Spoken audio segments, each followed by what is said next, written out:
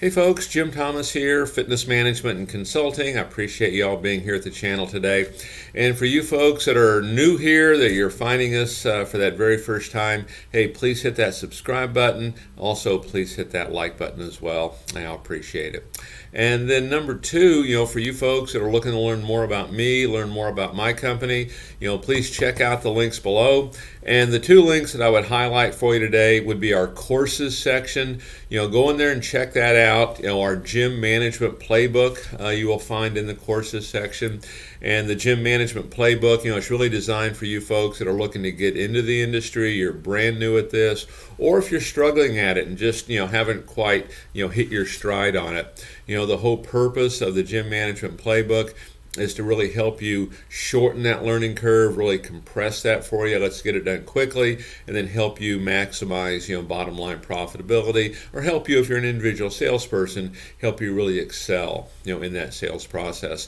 And then number two, check out the gym funding link for you folks that are looking to open new facilities, you're looking for funding, or if you have an existing facility, you want to expand your marketing, expand your staff, you want to add new service offerings, new equipment, it's good for that too. You can potentially qualify for up to $250,000 in funding with no collateral. So with that said, let's get into our topic here today.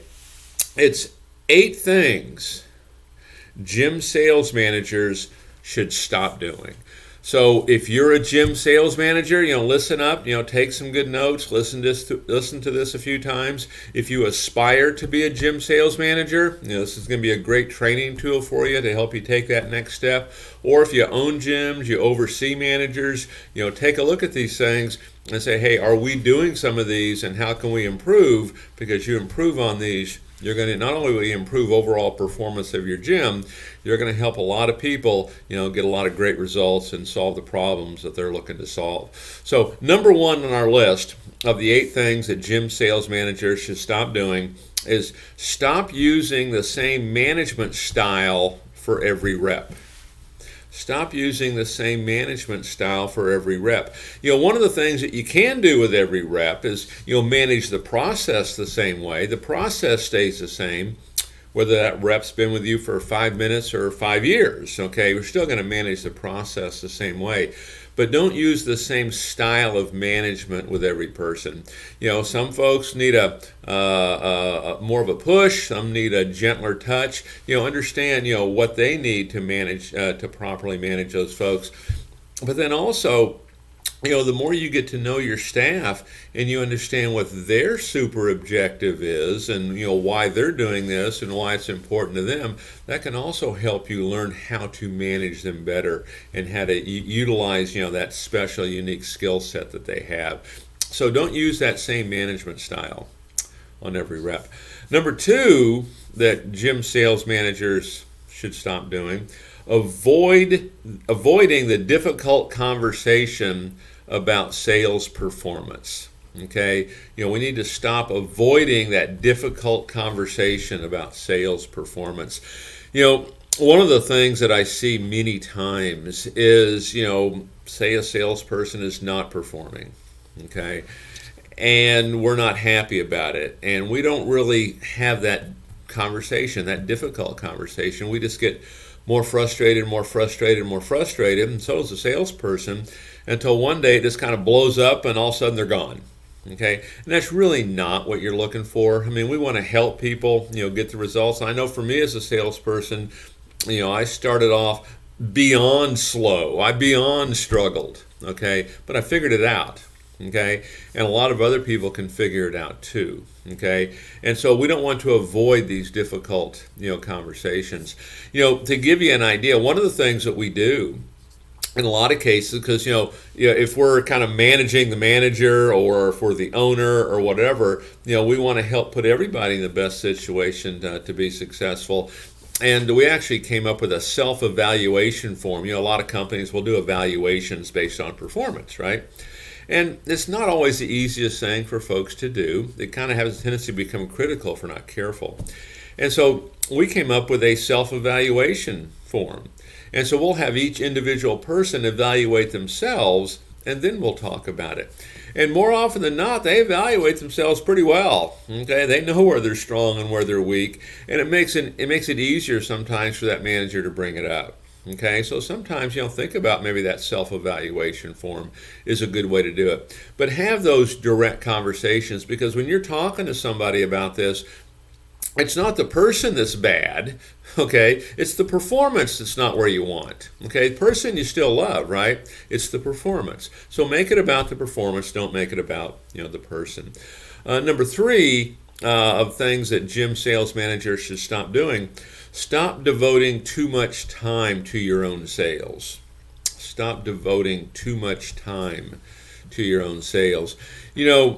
I look at this as, when I look at a sales manager, someone running a gym, really they have 2 jobs in my focus is produce the numbers. Okay, we know we have to have that. We have to have performance. Produce the numbers, but also produce the people. Okay, and we have to train them. Sometimes we get too focused on our own sales that we start to compete with them. Okay, and I don't necessarily want to compete with them. Okay, I'm trying to help them rise up and really be great at this. And one of the things too that happens, salespeople, the ones that do the best, they like being the star, and it's up to that manager to make them stars. It's not really up to that manager to be the star, themselves. So don't devote too much time to your own sales. Devote that time to helping other people, get those sales that they're looking for. Number 4, not setting clear boundaries between you and your reps. Not setting clear boundaries between the manager and the reps. And what I mean by that is this is not about, friendship. I mean, it's great if we're liked, right? But you don't have to be liked. What you want is respect. Your team needs to respect you. You don't need to be buddy-buddy with everybody, okay? So make sure there's some clear boundaries there, okay, that, don't get crossed, okay? Make sure we follow that. But it's respect you want. It's not being liked that you want. It's great if it happens, but it's not necessary. They need to respect you, okay, because you are that leader. Number 5 on things that gym managers should stop doing. Stop communicating points vaguely. Don't be vague about this. Be very clear what needs to happen. And it's like anything else we do when you write a plan of action, for example. We don't want to talk in general terms. I'm going to make a lot of calls today. I'm going to call all day. Okay, I'm going to break a record in sales. Let's be very specific when we're doing this. Don't communicate points vaguely. Be very specific. I need 100 dials of the phone today, if that's what it is. I need 3 sales from you today, if that's what it is. And I'll help you do it if need be. Not do it for you, but help you do it. Be very clear on what you're looking for. Okay, don't make anything open to somebody else's interpretation. Be very clear on what you're looking to do. Do not be vague about this. Sometimes we're afraid to be direct. Be direct. You can be professional. Okay, you can be courteous. You can be respectful and still be direct. Number 6, managing task instead of expectations. Okay, managing task instead of expectations. And one of the things that I talk about all the time is we want to manage, based on objectives.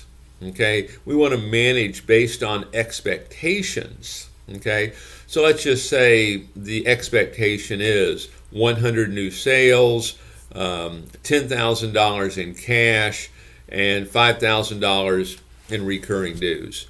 And every day we're looking at those projections. We're going to make decisions and we're going to manage based on those expectations. Same thing for an individual salesperson. We want that individual salesperson to bring in a certain number of leads every day. Here's a number. We want them to make a certain number of dials of the phone, make a certain number of contacts, a certain number of appointments, do a certain amount of prospecting. Okay, we're going to manage based on those expectations. Manage based on objectives, not on the task itself. Manage based on the objectives, the expectations. Okay. Number 7, failing to provide hands-on training. One of the things that you just have to do is we have to train and that's a good time to mention here, you know, what a lot of clubs will do is they will use this channel, you know, to train their staff. Then you can listen to 1, 2, or 3 videos a day. Everyone can listen to it and sit down and have your meeting based on that information that you just received. But this can be a great resource. But train your staff. Hands-on training every day, we're constantly training, is the absolute only way you're going to get better, is to really work at this. Okay, and you know, like I say, use some of the videos for training, and then, you know, give a test on it. Okay, role play on this information, but there must be regular training. So failure to train is one of the things that that managers, you know, should stop doing. Want to start training immediately. And then number 8, you know, setting unrealistic expectations. Setting unrealistic expectations for your team. And certainly, I mean, I'm a proponent of, hey, let's raise the expectations, let's raise the action plan to match it, but we work toward it. Because, you know, one of the things, if you'll check some prior videos, one of the things that I talk a lot about is the first sale that we make is the sale to ourselves. Okay, we're sold ourselves. Because when we're sold ourselves, other things can happen. And I can give you an example of, I remember taking over a club years ago that was a nice club, but boy, it had just ground down. It was just at rock bottom, almost to the point, I suppose, of getting ready to be closed. And I agreed to take it over. And I told everybody when we took it over, hey, here's what my expectations are. I expect this to be one of the top clubs in the country. Okay, but that wasn't the goal for right now. Okay, we had to every day we had to make improvement. Every week we had to improve. Every month we had to improve. Eventually we became that. Eventually we became, you know, one of the top clubs in the country. But it didn't happen immediately. It was every day we're improving. And our staff, every day our staff was improving. Every day, you know, we'd ask ourselves throughout the day, is what I'm doing right now going to result in a sale? Then how can that result in another one? So don't set unrealistic expectations. You can set high, but what's the path to get there? Usually it's not going to go like that. It's going to go more like that. Okay, in most cases. Okay, so don't have unrealistic expectations, because the more your team can buy into it, you know, the greater chance you're going to do it. And I would even wrap it up. I remember this is back when I was kind of first figuring things out, and I remember the very first day that I did 3 sales, which was, you know, a pretty good amount. And I remember thinking, well, oh boy, I can, you know, take it easy for a couple days, because, you know, I did better than most in this particular day. And I'll never forget leaving that night. Manager walks out, shakes my hand. He goes, hey, Jim, congratulations. I saw you did 3 sales today. And I shook his hand and said, yes, sir, I did. And he just holds his hand up like a stop sign. He goes, now, Jim, that's the kind of production I need from you every day. Okay? And you know what? That's what I did every day. Okay, to the point that I was a 100 sale a month salesperson almost out of nowhere. Okay, but in part it happened because of some of that. Okay, of, you know, as I was ready, those expectations, you know, continued to go up. So take a look at these 8 things. 8 things that gym sales managers should stop doing. If you're a manager, are you doing any of them? If you're about to be a manager, be mindful. If you're managing managers, is this happening under your watch, and how can we fix it?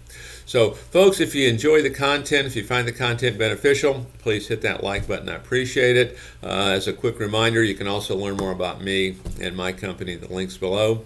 And we'll look forward to seeing you all in that next video.